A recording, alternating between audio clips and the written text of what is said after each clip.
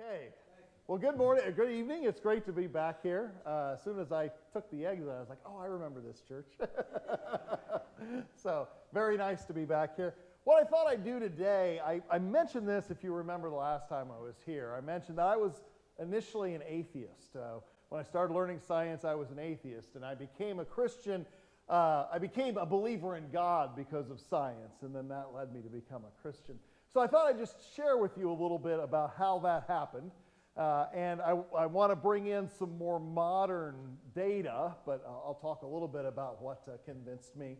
So I started, as soon as I started being old enough to think about God and so forth, I basically was an atheist. And if I look back, I think it was my early education that made me that way. And I don't think it was an intentional, but the insane way that we do education these days, you can't talk about God.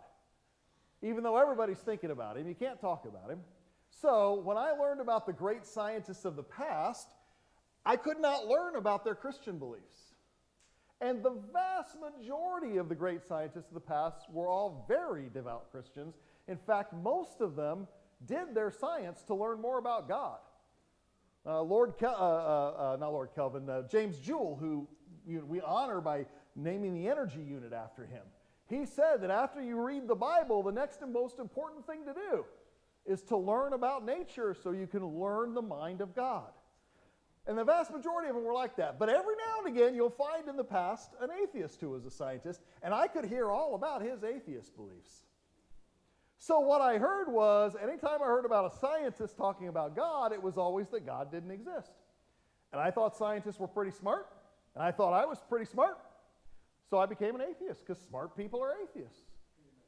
And that's what I learned. That's one of the few things I remember learning in early school, was that smart people are atheists. By the time I reached high school, I was actually such a proud atheist that I led atheist discussion groups after school. Me and friends who were thinking about being atheists or were good atheists, we would read The Great Atheist. And my idol was this gentleman, Dr. Anthony Flew. He spent his entire career arguing that God doesn't exist. He's a philosopher. He actually became an atheist at the ripe old age of 15. And he did it specifically, he said this: it seemed flatly inconsistent to say that the universe was created by an omnipotent and perfectly good being.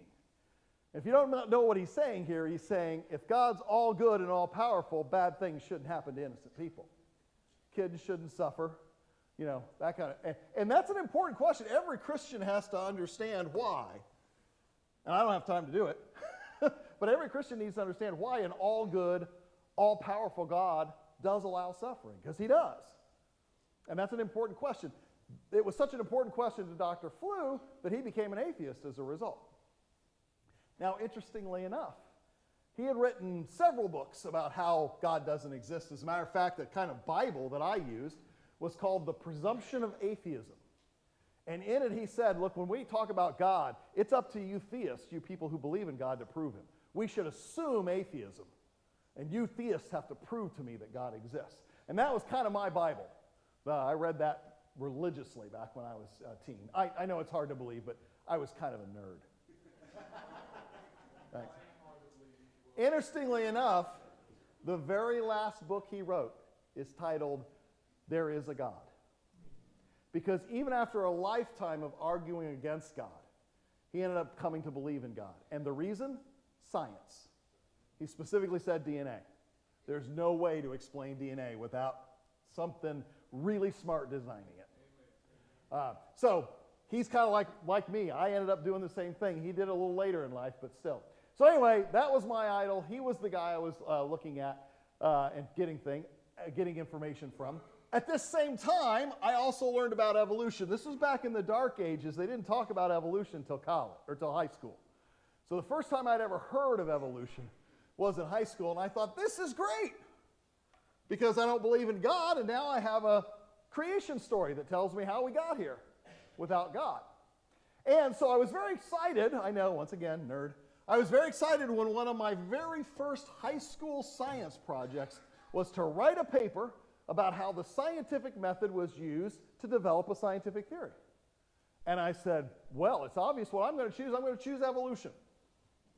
And so I decided to look into evolution and write a paper about how the scientific method was used to develop it. The problem is, I didn't find any data to really support it. You know, I tried to, because scientific method is you make a hypothesis, you test it against the data. If it survives, it becomes a theory. I couldn't find any data that actually supported evolution. Because, for example, in my high school science book, I had this picture. You know, you start off on the left with something that looks like an ape, then you get something that looks like a football player, eventually something that looks like a pastor, and eventually you get a human being, right? And this is how we came from some ape-like ancestor. And I was smart enough at that age to realize, you know, skin doesn't fossilize, hair doesn't fossilize, so some of this is made up. I wanted to see the bones. So I went to the library and bothered the librarian to try and find books that showed me the bones that these were based on. And when I did, I was literally shocked, because some of these guys are drawn based on a few bits of a skull, some teeth, and maybe a finger or two. And I looked at the bones and said, you know, I could draw a dragon around those. How in the world are they getting this? And so I thought, well, it's definitely not science. This is a nice piece of art, but it's not science. So I looked for other fossils that showed some sort of transition, and back then you couldn't find any. And look, I realized that was back when I was a teen, but I've kept following. And the fact is, to this day, we know, and it's not a secret. Honest evolutionists admit the fossil record doesn't show this kind of change you expect. Eugene V. Koonin, for example, is an evolutionist. He believes despite the fact that the fossil record doesn't show it. Here's specifically what he says. Major transitions in biological evolution show sudden emergence of diverse forms at new levels of complexity. In each of these pivotal nexuses in life's history, the principal types seem to appear rapidly and fully equipped with the signature features of the respective new level of biological organism. No intermediate grades or intermediate forms between different types are detectable. So what he's saying here is we see lots of fossil fish, we see lots of fossil amphibians, and we see nothing in between. Evolutionist says there's got to be a lot of organisms that exist in the transition between fish to amphibian. We just don't see that. And this isn't something that, students are kept blind to this process, but every practicing evolutionist knows this, right? They believe it for other reasons or something, but they don't believe it because the fossil record shows it. The fossil record doesn't. So I wanted to write a paper. So I thought, I'll go on. I learned in my books, in my science book, that evolution is driven by mutations. Organisms experience mutations in their DNA. They pass those mutations on to their offspring, and those mutations make the offspring more fit to survive. And as this happens over and over again, then we get evolution. So I figured there must be experiments that show how mutations can do this. So I looked. And even back then, there were a lot of good experiments on this. Fruit flies are especially useful here. As you know, when spring comes around, fruit flies are very easy to keep, right? They're very easy to keep. They reproduce rapidly. They don't eat much. So in the end, they're awesome laboratory creatures. And so even back when I was in high school, scientists had already been exposing those guys to radiation and chemical toxicity, and they would then produce mutant offspring. And those mutants were always worse than the original. So the guy on the top left there, that's a normal fruit fly. Of the other 5 mutants that were born, only one of them can fly. He's at the bottom right. And that one can't reproduce. And he doesn't fly as fast as the original. And over again, this is what the results were. Yeah, we can produce mutant offspring, and they're always worse than the original. Well, that's not what evolution needs. Evolution needs something more. And as we've gone on learning genetics, that's continued to be the case. Modern genetics shows that mutation breaks things. It doesn't make things. So this is an interesting guy to talk to. His name's John Sanford. He still is a professor at Cornell University. If you're taking insulin, you have this guy to thank for your insulin, most likely. Because most likely, if you're taking insulin, you're using human insulin. Used to be we gave you pig insulin or horse insulin, but now, or cow insulin, but now it's human insulin. But that insulin didn't come from a person. It's human insulin that was made by a bacterium. We figured out how to take a gene from one organism and put it into another organism so that it works. This guy's research is what discovered this. He was able to successfully take, it wasn't insulin, it was another gene, from an animal, put it in a bacterium, and that bacterium would just churn out the chemical the gene coded for. And so that's how we make most of our really complicated medicines. We end up using genes from other creatures, put them in bacteria, because bacteria are wonderful chemical machines, and they just make the chemical you tell them to make. Well, early on in his research, he, staunch evolutionist, said, you know, we know how evolution worked. Evolution mutated a bunch of, or mutations happened. The mutants that were bad died off. The mutants that were better survived. And over generations, you got better things. Let's do this to make our own crops. Let's take seeds, expose them to a bunch of radiation, get a lot of mutant plants, find something good, and keep it. He said for several decades, this was the main thrust of crop improvement research. Vast numbers of mutants were produced and screened, collectively representing many billions of mutation events. The effort, for the most part, was an enormous failure. This is why he became a Christian. After actually trying to use evolution in the lab, he said, this doesn't work. That changed his whole outlook. He realized how incredibly well-designed the world was and eventually became a Christian. He goes on, low-phytate corn is the most notable example of successful mutation breeding. The low-phytate corn was created by mutagenizing corn and then selecting for strains wherein the genetic machinery which directs phytic acid production had been damaged. You see, phytic acid is really good for corn. It's really bad for animals. So if you want to grow corn that feeds animals, you want corn that doesn't have phytic acid in it. Thing is, corn naturally makes phytic acid. They eventually produced a strain of corn where the phytic acid genes had been broken by mutation. So that's the best they could do. They could use mutation to break things, but they couldn't use mutations to make things. And that's where we still are to this day. Mutations, we've seen over and over again, only degrade the information that's in the DNA already. They don't make things better. Well, you know, remember, I'm in high school still. This is well after high school, but while I was in high school, I'm looking at this mutation stuff, and I needed to write a paper, so I ended up writing it on something else. But this made me really think, you know, you've got all these people who don't want to believe in God, but they believe in this theory that even as me, who didn't want to believe in God, could see didn't work. So I became one of the rare breeds of atheists who didn't believe in evolution. I didn't believe in creation either. I was not a believer. So when people ask, if you're an atheist, how did we all get here? I said the three words that to this day, every scientist should be very comfortable saying about any question. I don't know. Unfortunately, very few scientists are comfortable saying that these days. But in fact, that's how a scientist should work. Until we know for sure, the best answer is, I don't know.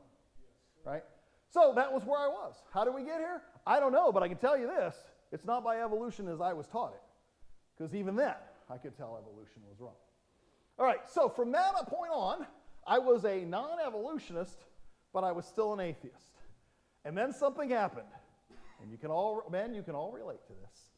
I met a girl. And this girl is a Christian, wanted me to be a Christian. Said, not interested in that, but I'm interested in you. She wasn't interested in me. Now, for you young ladies out there, you have to understand, when a guy likes you and you don't like him, there's really only one reason for that. You don't know him well enough. That's the way we think, right? So I wanted to do anything I could with this young lady to get her to realize how much she loved me, right? Well, she recognized this. So she invited me to a debate. The debate was entitled Atheism versus Christianity. And I was like, sure, I'll go. I know the answer already. I wasn't interested in the debate. I was interested in her. So I went, and honestly, I still don't remember much about the debate because I was focused on her, right? However, there are two things I remember. First thing was a shock to my system. It was literally a shock to me. Both debaters were scientists. Please understand, as far as I can recall, at that point in my life, I had never met a scientist, a person who I knew was a scientist and knew was a Christian. I knew some doctors, medical doctors, we scientists don't consider them scientists, right? So I knew some medical doctors who were scientists, but not scientists, or medical doctors who were Christians, but not any scientists who were. I was literally shocked that there was a guy doing science who believed in Christianity. That shocked me. The other thing, I don't remember much of the debate, but the Christian debater did suggest at the end that in order to be educated in something, and I felt like he looked right at me, in order to be educated in something, you have to look at it from all sides. And if you haven't looked at it from all sides, you're not educated. I took that as a personal challenge because I considered myself very educated. But I'd never heard anything that he said in the debate. So he suggested a few books, and I read those books. An entire new world opened for me of science, a completely new world. Stuff I had never been taught in school, but was better science than the nonsense I was being taught. And it all boils down to what I consider the most, at least for me, the most powerful argument for God's existence. And it's the argument from design. If you were one of the 7 people in the world who had never seen a computer, and you walked into a computer store and saw this thing, looks like a typewriter with a TV attached to it, and you ask the guy, what does this do? And he shows you, and you're pretty impressed. And you say, how does this work? And he doesn't know. I don't know. But he thinks he wants you to think he knows, so he opens it up and he shows you the circuit boards and the CPU and the hard drive, and he says, see, these all work together. You're pretty impressed, so you ask the guy, where did this computer come from? And the guy says, well, we're not really sure. We have this old shed out back, and we store all our spare electronic parts in it. There was an earthquake a few months ago, completely leveled the shack. And as we were cleaning up, we found this. And it worked so well that we decided to copy it and start selling it. Near as we can figure, what happened is as the earthquake was going on, that shack started shaking, and all those parts started bashing into each other. And in an incredibly unlikely sequence of events, they bashed into each other in exactly the right way to make this. Would you believe that? Of course not. I don't know how the computer works. You don't know how the computer works, most likely. But just looking at this thing, you figure, there are a lot of parts there. They all have to go in the right order. Can't switch them out. They've all probably got to be able to talk to each other and be finely tuned to each other. There's no way something like this happens by chance. It's got to be the result of design. I'm telling you, when you look at the world scientifically, this is primitive child's play. This is something a completely uneducated child would make compared to what we see in nature. And when we see design in nature that far exceeds our best technology, nature has to come from a designer as well. And so I want to just give you a couple of examples. These are all modern science. This is stuff that I learned in high school. This is later on. DNA, we all know a little bit about it. If I ask you, what's DNA? You'd say something like it has all the information necessary to make me. That's not really true, but it has a lot of information. And without that information, you certainly wouldn't be you. Basically, as far as we can tell, and we don't know everything about DNA by any stretch of the imagination, but as far as we can tell, DNA is a really big cookbook. It's like Betty Crocker on steroids. It tells you every chemical you need to make. It tells your body how to make those chemicals and how often to make them. So it's a cookbook, right? Now, this cookbook has to be written in code, and the code is those 4 little bars, adenine, thymine, cytosine, and guanine. And the sequence of those bars makes a code, just like a series of dots and dashes can make the English language. So, for example, I could condense the entire Betty Crocker cookbook into a bunch of dots and dashes, and that would be Morse code, right? Well, I could also do it with chemicals, and if I use DNA's code, in the end, I would be using genetic coding for Betty Crocker cookbook. So, DNA is a cookbook written in a specific code. Now, the code is really important. And even though we don't know a lot about DNA, we know a lot about codes because we've been fighting wars for a long time. And codes are absolutely necessary for war. You want to talk to your friends without the other people knowing what you're saying, so you develop a code, right? And the other side tries to break that code. Well, we've studied codes for a long time, and there are three really essential features to a good code. First, it has to pack a lot of information into a short amount of space, a small amount of space. Morse code is a really lousy code when it comes to that. It takes a lot of space to say something very simple in Morse code. So Morse code, even though it's used, not a very good code. It doesn't have a good density of information. The second thing is, it has to be quick to translate. That's one thing Morse code is very good at, very quick to translate. So the faster you can translate the code, the faster you get to the information. And third, and this is something you don't normally think about, the code has to be resistant to corruption. Because think about how codes were mostly transferred for most of our warring time. It was through radio. And radio has static. And so as you're transmitting the code, static is going to interfere. And you want your code to be robust enough that even if a few of the symbols are wrong because of the static, you can still get the right message. So you want a dense code that's fast to translate and very resistant to corruption. Well, a couple of geneticists several years ago said, you know, if you look at all the chemicals in life, there are lots of ways the DNA code could have been made.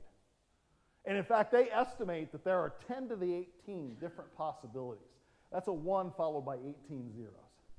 Just using the chemicals we have in our bodies, that we could have made, DNA could have been used a different code. 10 to the 18.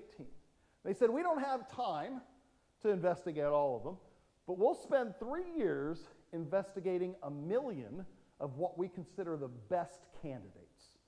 So they looked at all the different kind of codes they could make using the chemicals that were in nature, and they said, okay, here are the 1 million best we can come up with. They then evaluated those codes based on those 3 principles I just told you, right? And so they came up with this graph. This is their 1 million codes. This graph is like golf. The smaller number, the better. So the things on the left were the really good codes. The things on the right were the really bad codes. The stuff in between was kind of mediocre.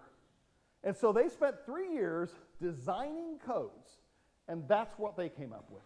Guess where DNA is on this graph? It's right there. It is significantly better than any of the 1 million codes that these guys designed. Now think about that.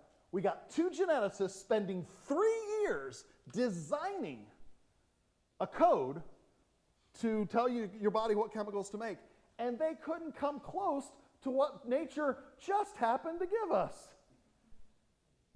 Now the crazy thing is, they freely admit they designed all 1 million of those codes. But they say the best one isn't the result of design at all. It's the result of chance. Isn't that absurd? That's how crazy you have to be, especially with modern science, to believe in evolution. Our best scientists produce decent stuff, but out of pure chance, evolution developed much better stuff. And you can see this if you go on to animals and so forth. So this picture is the underside of a shark, and the little dark dots you see there, those are actually pits in the skin. And those pits hold a clump of cells that can detect electricity. You might wonder what a shark's doing detecting electricity. Well, sharks like to eat, and they need to eat a lot, and they partially hunt by smell, but the sense of smell doesn't travel very far underwater. They have excellent eyesight, but it travels even less distance underwater. If they were limited to their smell and their sight, they couldn't get enough to eat.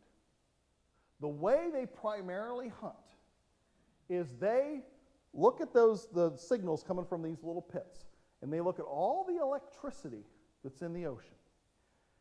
The ocean is filled with electricity because every time any animal moves a muscle, electricity is generated. So every time your heart beats, it's sending out an electrical signal saying, I'm here, I'm here, I'm here. And if you're good enough, you can tell the difference between a human heartbeat and a cat's heartbeat, for example. Well, a shark's even better than that. He can tell different species of fish apart. So when he develops a taste for like flounder, he looks at all the electrical signals coming from all the hearts beating, filters out anything that doesn't mean flounder. If he sees one that means flounder, he knows exactly where it came from. And he goes and gets it without seeing or smelling the flounder. And in fact, if you watch a shark hunting, usually its eyes are rolled back up in its head. It's not even looking because it's concentrating so much on these electric fields. Here's the key. The shark's sensors have a sensitivity of 5 billionths of a volt per centimeter. What this means is, if the shark wanted to, it could find a 9-volt battery more than 1,000 miles away, as long as it was underwater. You think the Navy can do that? Think the Navy wants to do that? Lots of research goes into sharks, and there are some other fish that do this too. They're called elasmobranches. And these kinds of fish, to try and figure out how do they do that. We haven't figured it out, but the shark does it by instinct. So our very best technology from the Navy can't match what the sharks always had and uses by instinct. Right?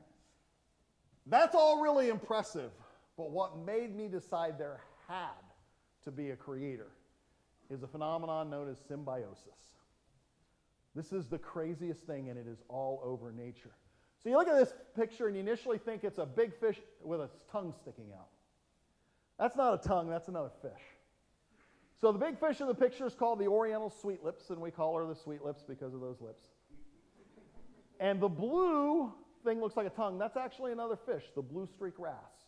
There's another one towards the bottom of the picture because the Oriental sweetlips has teeth, and teeth are wonderful things. They help you eat things you otherwise wouldn't eat, but they come at a cost. If you don't clean them, they rot and fall out. Now, most animals, land animals anyway, they have to clean their teeth too, but they've developed an instinct to chew on things that break when you chew on them. So for example, a dog chews on bones specifically for the bone to splinter so the splinters act like a toothpick and clean the crud off the teeth. That's why they chew on bones. And if you don't let your dog chew on bones, you have to have it eat hard food in order for that to happen. Same with a cat. Cats want soft food. You've got to make them eat some hard food to clean their teeth. You get underwater, not a lot of hard food anymore. So the way most fish with teeth get this done is after spending all day eating little fishes, they find a particular color of coral or other markers. They go, they hover in the water, they open up their mouth, they flare out their gills, and these little fish that have spent all day hiding from most other big fish swim right into the mouth or right up the operculum, which is where the gills are. You can get to the teeth that way. And they start eating all the crud off that fish's teeth. And these blue streak wrasse are what we call obligate cleaners. That means this is their only source of food. So if you think dinner's going to be bad, it's not as bad as what these guys had. I'm a amateur scuba diver, and I've done this twice. Both times, I've seen a bunch of blue streak wrasse near I've taken my regulator out and opened my mouth, and they go right in. And it just freaks out the people I'm with. And it's weird because you don't taste anything because the salt overpowers everything. The only thing you taste on your tongue is salt from the salt water. But you feel them wiggling around. And it's what you think worms might feel like in your mouth. So it's the weirdest thing. And then all you have to do is exhale really hard, which you have to do anyway to put the regulator back in your mouth, and they leave. Right? So they'll clean any teeth, even mine. Right? This is an example of what scientists call symbiosis. Two or more different species working together to make life better for both. This is literally all over nature, everywhere. So we go up above the water. This is part of an acacia tree. The little black things on there are chromatogaster ants. The chromatogaster ants live on the acacia tree. The acacia feeds these ants two different things. It feeds nectar to the ants, nectar that it doesn't use. It just makes nectar for the ants. And it produces a small fruit that it doesn't use at all either, but is the perfect mix of nutrients for the ant's larva. And you know when it produces those fruit? Right after the ants have laid the egg. So basically this tree attracts these ants. Why? Because these ants will viciously attack anything that tries to eat their tree. Doesn't matter, it could be an animal or usually another insect, but it could be like, I've seen video of them attacking a giraffe. Now, obviously, it doesn't really hurt the giraffe, but it annoys the giraffe enough to move on, right? So anyway, these ants guard their tree. Now, if you know a lot about botany, you might think, well, this is going to be a problem when it comes time to reproduce. Because how do trees, all trees, how do they all angiosperm trees, how do they reproduce? They produce a flower. That flower has pollen, and that pollen has to go to another tree. It can happen by wind, but the most efficient way for that to happen is an insect to come, land on the flower, get some pollen on it, go to the next flower. You might think these ants would be a problem, but the tree's flowers produce ant repellent that tells the ants, don't come near me. You can stay on the rest of the tree, just don't come near the flowers. This is a perfectly designed system. And it works beautifully for both species. As George D. Stanley in the journal Science writes, symbiosis is the most relevant and enduring biological theme in the history of our planet. If you don't get the importance of that statement, we all know about predator-prey. One big animal eats a small animal. He says that's not the main thing going on in nature. The main thing going on isn't one creature killing another. The main thing going on is two creatures helping each other out.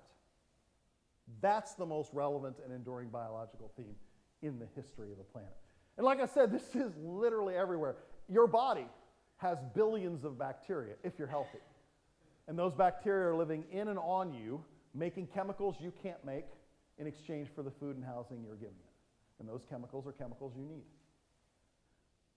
This is an awesome picture, and as an example. This is a young impala who is having his ears cleaned by tick birds. First of all, it kind of looks like he's wearing them as earrings, which I think is funny. But also you can tell he's really enjoying this, all right? I mean, if my cat had this expression, I'd know my cat was really, really happy, right? Right? So, and these tick birds, their main source of food are the parasites they eat off of these animals. And they do it for hippos, they do it for a wide range of African animals, right? It's everywhere in nature. And from an evolutionary point of view, this is really hard to understand. Because evolution is all about a single creature surviving, right? So even though this tick bird is getting food, he can get insects off a tree and doesn't have to worry about interacting with this animal that can harm him. This blue streak wrasse is actually sitting there in the jaws of death, but he's okay with that, right? Clearly, this is not something that could evolve very easily. Creationists have always said this is what the original creation looked like. It wasn't animals competing with each other. It was animals helping each other. And so back in 2003, one creation scientist made a prediction. He said, you know, this is the way the initial creation was made. And you would expect that all organisms still have this in their design in some level. So, this kind of relationship, this symbiotic relationship, should be very easy to get started. Well, 11 years later, this was tested and turned out to be exactly right. These are two microscopic organisms that had never met before. The one on the left is an algae, and the one on the right is a fungus. The algae makes a chemical the fungus could use. The fungus makes a chemical the algae could use. But they live on different hemispheres of the planet. So as far as we know, they've never met in nature. So the researchers put them together in an artificial environment and said, I wonder if they're going to develop parasitic relationships like evolutionists would predict, or will they develop these symbiotic relationships? It didn't even take a generation. Within several hours, these two organisms realized they each had something the other needed, and this algae actually changed its shape to a shape never seen before in nature, so that that fungus could snuggle right up to it. And the fungus could easily produce its chemical and easily get the algae's chemical. Didn't even take a generation for that to happen. It happened right away. So when evolution is tested, like Stanford tested crop improvement research, evolution fails. When creation is tested, it's confirmed. And we see this over and over and over again in nature.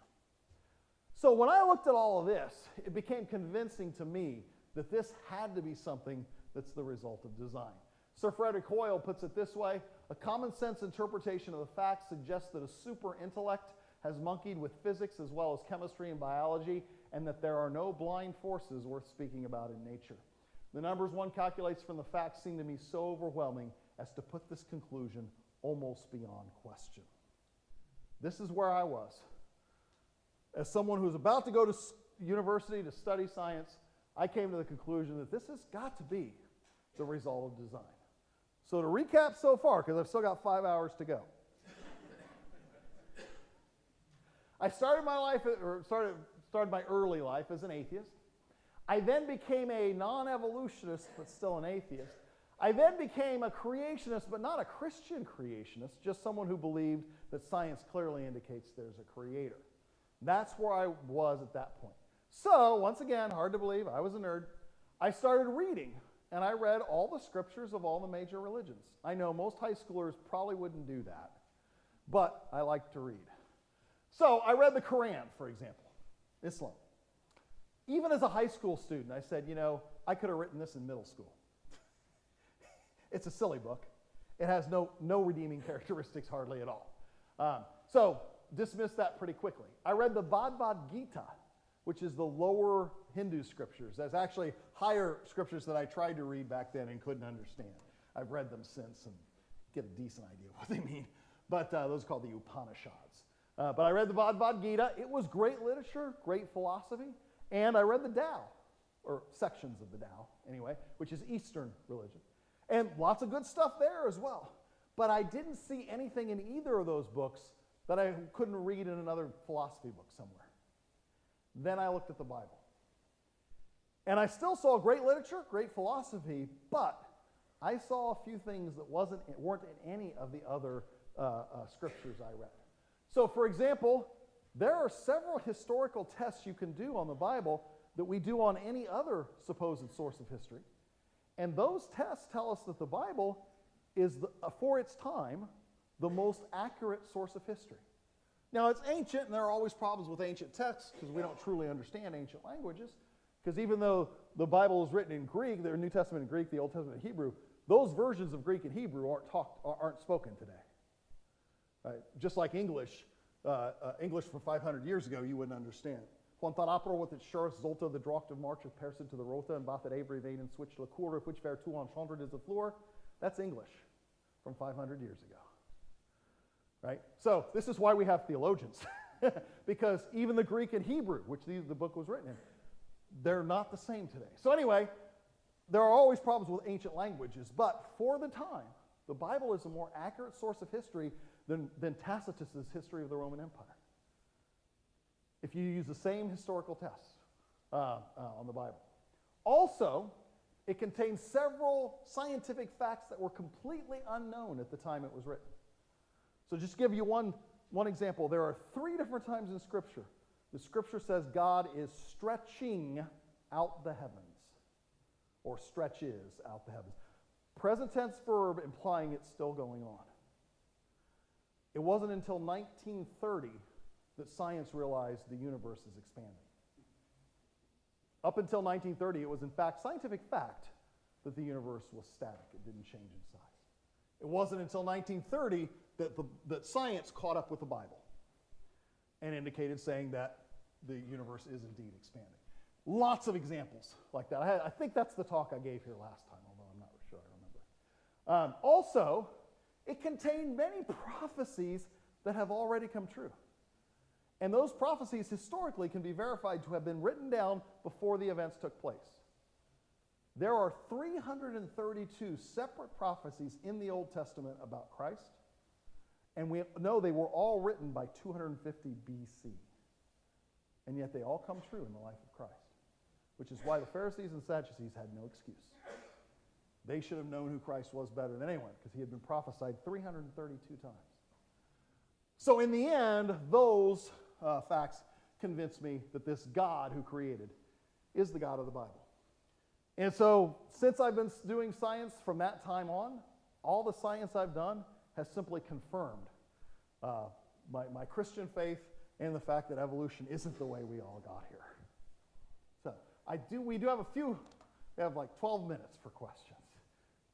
So, oh no. If you're going to come up here, make it quick. Any questions? I need theological help, you know. Any questions on this or anything? It doesn't have to be this particular stuff I've talked about. Anything you think a Christian who is a scientist, not a Christian scientist, a Christian who is a scientist can help you out with. All right. Who wants to go first? There's no dumb questions. No dumb questions. Always Honestly. questions of understanding and learning, so you can come learn the truth. So you do what? Go what? So, All right. Who wants to be the first question? yes, sir. Back there. I see that hand, brother. All right. Give us your name, please, and your question.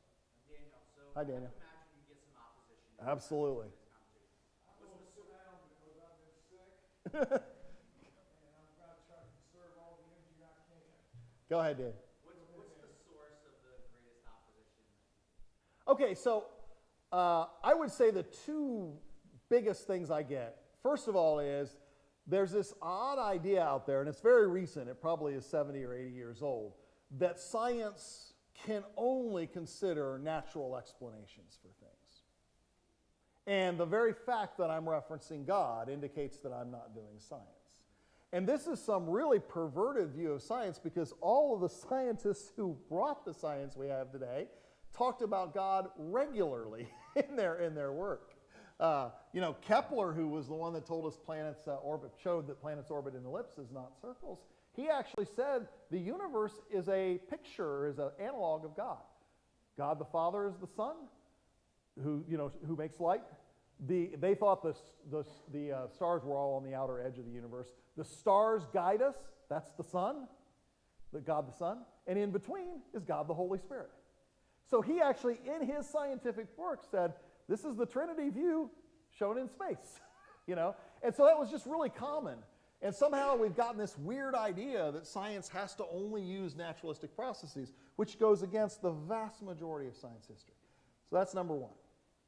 Number two is, how in the world can you be right and the vast majority of other scientists be wrong? Because, probably more than 90% of other scientists say evolution. Even a lot of Christians who are scientists will say God used evolution. C.S. Lewis believed God used evolution to create, right? Why can you go against the scientific consensus? And my answer to that has always been, look, science is not about a vote. We don't, each scientist doesn't get a vote and we decide that way. Science is about the data. And if a scientific theory is contradicted by the data, I don't care if every other scientist in the world believes it. It's still wrong. There was a paper written shortly after Einstein produced his general theory of relativity. And the paper was 100 scientists against Einstein. And his answer to that paper is, it only takes one. Why 100? It only takes one if the argument's correct, right? So, and in fact, the vast majority of scientific advances have occurred when one person went against the scientific consensus. And certainly one thing we learned from the COVID nonsense was that the scientific consensus is often drastically wrong. Drastically wrong. So. All right, who's the next question? I saw some on this. Oh yeah, there's one. There's one right there. He wants your name. Okay, Joy. Great name. What is your particular area of study? Oh, I'm a nuclear chemist. So the stuff you think of as chemistry is really exchanging electrons or rearranging electrons. As a nuclear chemist, I strip all the electrons away. Don't care about them at all. I'm interested in the nucleus, which is the protons and neutrons. And my specific area is, we know there are some things protons and neutrons give up to become a nucleus. So 2 protons and 2 neutrons weigh more than a helium nucleus, which is composed of 2 protons and 2 neutrons. So they give up some of their mass just to become a nucleus. What other things do they give up to become a nucleus? How much of those things they give up? That was my research. As a result, I know a lot of things about radioactivity and things like that. And Oh, and my teacher, well, I write science textbooks mostly. And they've been translated into 3 languages, and they're used in, my publisher says something like 29 different countries. And they're high school and early college level books. I do teach at Memoria College, which is an online university. I teach master's level courses. So the course I'm teaching right now for Memoria is we're reading people like Kepler and Newton and Copernicus and so forth, and trying to understand what they believed and how that fit into the development of science. Also, Professor Anderson. Yeah, I do. I haven't taught at Anderson University for a few years. I'm having some struggles with some of the things that they're doing.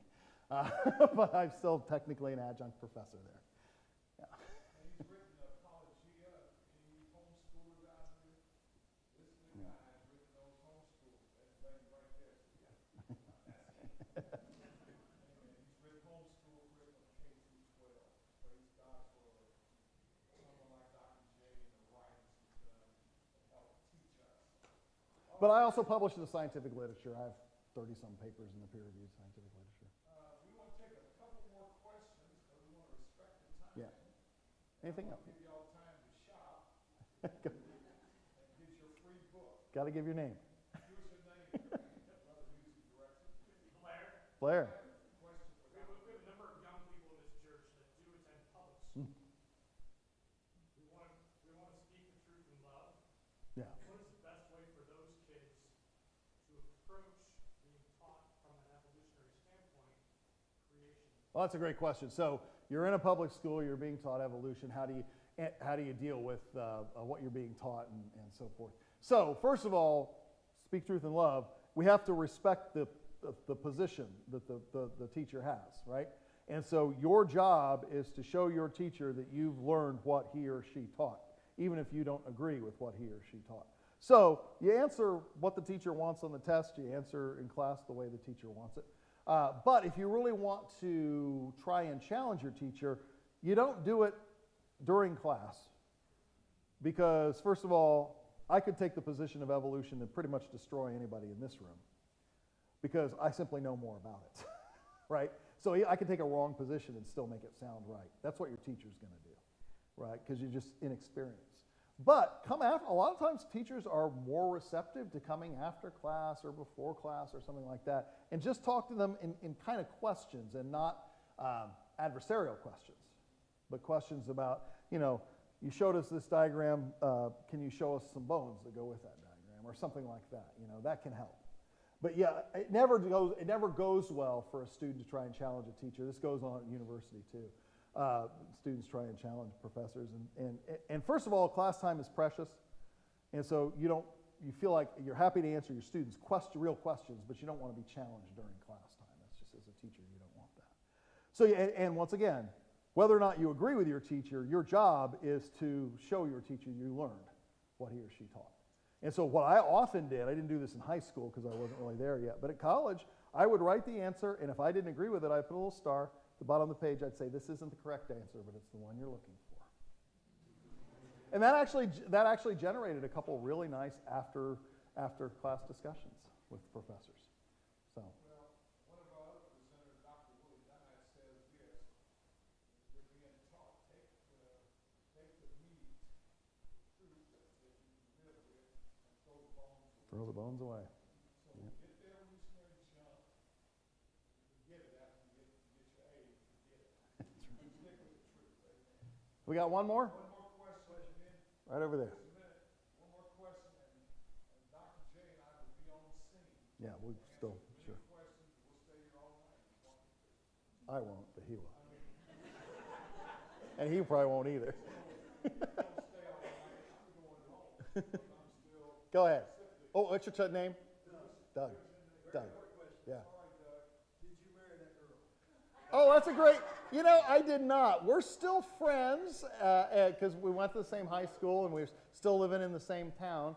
So we run into each other. She married twice after me, or after high school twice. I married once. So no, it wasn't. But she and I remained good friends. But you would say she was probably one of the. Oh, she was pivotal. Yeah, pivotal in me becoming a Christian. And she knows this. Yeah, she knows this. Yeah, she was pivotal.